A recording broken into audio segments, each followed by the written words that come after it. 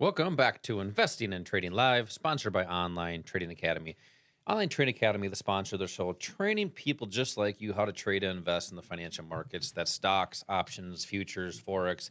If you're looking for an income strategy or a retirement strategy, 401ks and IRAs.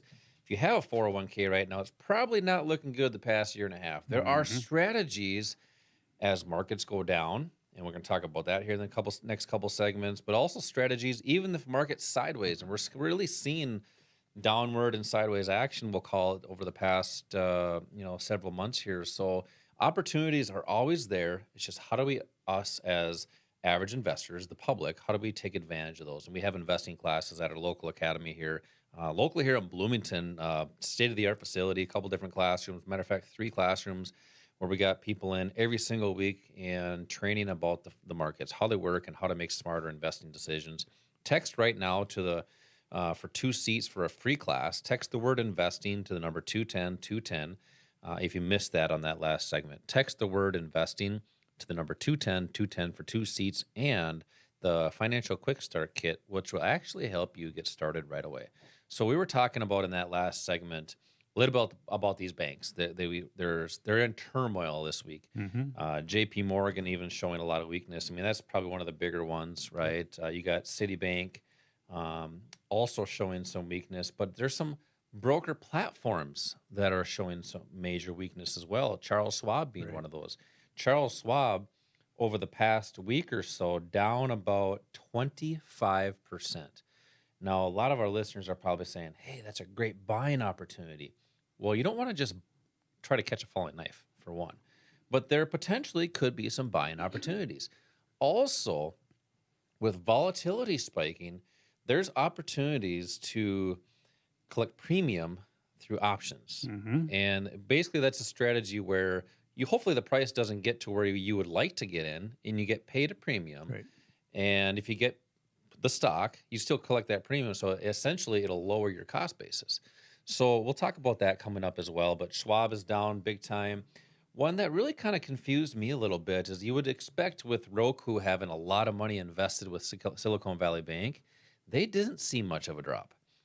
They've seen a slight one right at the beginning of the week, but not as much as you would think. And that could be because they're quote unquote getting bailed out, That's correct. right? Yep. So there's another stock that I really want to ask your opinion on, Al, is Caterpillar. Hmm. Caterpillar over the past week and a half here or so, well, really from the highs of January 26th down about 18, 19%, depending on when you listen to the show here. So is that because of interest rates or is Caterpillar going under? I mean, I doubt that, but what's going Yeah. on and why do we need to understand how supply and demand works in the markets so our opinions don't really matter? You base your decisions off the charts. Right. Yeah. Caterpillar, it had a really nice run. It may be that it was just overbought. People had a lot of profit they wanted to take. And when we see this kind of volatility where there are going to be periods of time when the market goes down, the smart investors out there know when to take a profit. Hmm. And they know also when the market, when anything, regardless of whether it's the market in general or individual assets, if it looks like there's going to be say, some profit taking, they can always short that stock too and make some money on it as it goes down. Hmm. Typically, what happens then as they start to cover their short positions, and by the way, we talk about these things in the class. I don't want to confuse people, but basically, they may be selling shares of CAT when it reached its peak with the intent of buying it back at a lower price and returning it from whoever they borrowed it from. That's covering their short. That will cause the market to go back up again. But you know what? It could be interest rates. Now, as interest rates go up, CAT companies like that have huge expenses in their equipment, they're relying on low interest rates to really boost their profits. And that whole environment with interest rates has changed a lot for a lot of companies. But here is the bottom line. We talk about these big moves up and down, and the problem I think that a lot of retail traders have is that they spend way too much time trying to figure out why that's happened and what to do because of the fact that there's a movement there. And Yeah. I hear to keep it real simple, think about this. If you were Costco or Sam's Club, how Hmm. would you run your business? And the way that they do it, the way they're successful is they know where to buy at low prices and they know when to sell at high prices. Which It's the same thing that you do in the markets. sounds a little bit like wholesale versus retail. Exactly. And look at Costco. If you go into Costco today and then go back there a month from now, you'll find a lot of the inventory has changed. Why is that? Well, because they go out and they look for things that are on sale, good things that are on sale that they know they can mark up and sell. The same thing is true in the markets. The only thing is that you just need to know not why something moves. That's not as important as when it's going to move and how you find that on a price chart. Yeah, when and how far. When and how far? How far is the profit? And that's important too. Look, there's three components to any kind of a trade or investment. One is the entry, and then there's two exit positions. One exit is with your profit. How do you make sure that you're protecting a profit and not letting it be taken away? How do you make sure you're not getting out too soon and missing out on a profit? That's part of our strategy that we teach you. But the other exit is if you're wrong, and you will be wrong. And you don't have to be right all the time. I mean, successful traders, if they're right 40, 50% of the time because of their reward to risk ratio, they're very happy with that. So this isn't kind of a thing where, like as a surgeon, for example, you want to be right 100% of the time as close as possible. But as an investor trader, you don't have to be successful nearly that much. But it's understanding what you see on a price chart, and everything you need to know is there. It's not necessarily what the asset is, what the company is, or how good or how bad it is. It's where is the opportunity for you to benefit by trading or investing in that particular asset. Yep. And it really comes down to a couple things as well, odds and probabilities. And that's just like, if you have the odds in your favor and the probabilities in your favor, the likeliness that that's going to work out is going to be higher if you keep stacking those odds in your favor, keep stacking those probabilities. And that's what our strategy is designed to do. It's designed to stack those odds in your favor. And as you were talking about, very, very low risk with much higher reward. And that way you don't have to be right every single time. A lot of people think you have to be right 5 out of 10 times. Well, if you have proper capital management, you can be correct much less and still be just fine. Correct. And that's what we're going to introduce you to is how to keep your risks small in the market and your rewards higher. And you mentioned something really good I wanted to just kind of clarify as well, is you have wholesale and retail. You have Costco or Sam's Club buying at wholesale and selling at retail. That's exactly the same thing we want to do in the financial markets. And wholesale would be demand.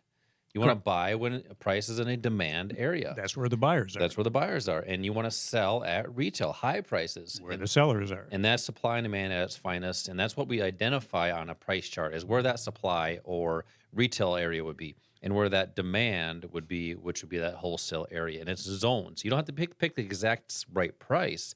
It's an area of interest. We're going to talk a lot about that in these investing classes that we do here locally.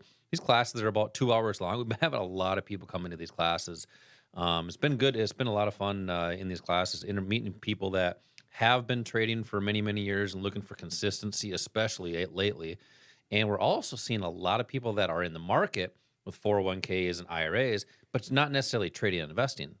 So they want to learn how to do it themselves because they're seeing that their broker or advisor is just not cutting it for them. They're struggling with those, and they want to make sure they have enough and be secure during those retirement years. So I'm going to invite you to this class. It's 2 hours locally here in Bloomington.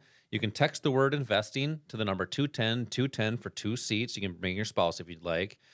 Text the word investing to the number 210 for 2 seats and a quick start kit, which will actually help you get started right away. So Al, you were talking about strategies that, the smart money is doing to profit as you were mentioning with Caterpillar as prices are going down.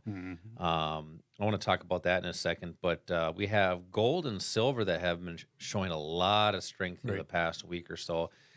Gold in particular up about 6-7%, depending on when you listen to the show here. And actually, since looks like November of this past year, market's up about 19-ish%. So we're showing some strength in gold, which continues to potentially, as we're seeing, the market has been going down some more.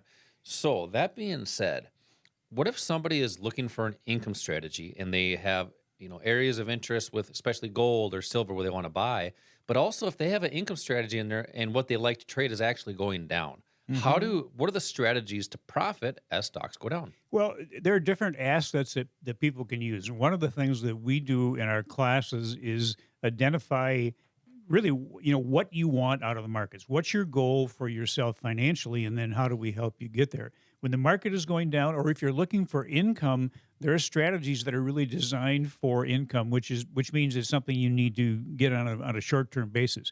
If something is going down in value, can you make money on it?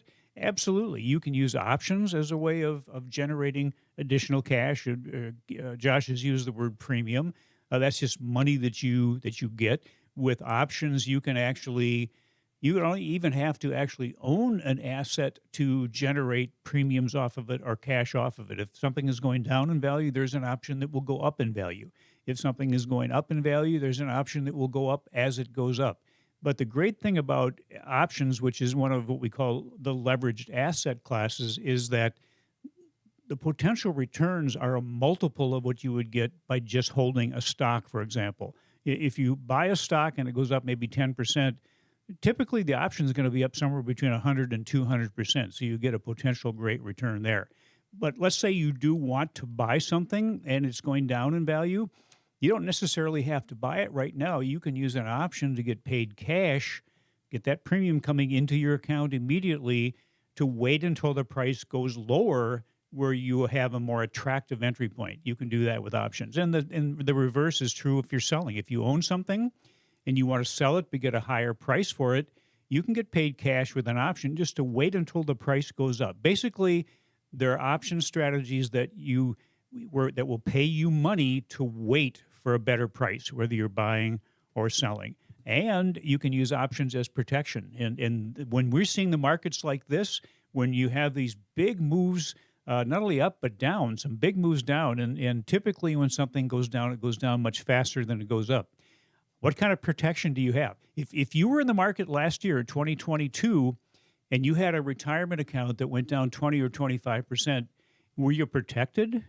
And if somebody tells you, yeah, you were protected, how in the world were you protected if you had a loss like that? And what are you doing now? What are you doing differently this year than you did last year? If you're not doing anything different and we have another down year, what do you think the result's going to be? Yeah, I think a lot of our listeners right now, Al, are probably like, you know what? We don't have a strategy. We're just sitting there hoping that the time we want to retire, we have enough. And I know you've been having a lot of these conversations, and I have as well, with people that have been coming in, and they're saying, here's what we're hearing from people that are coming to these investing classes.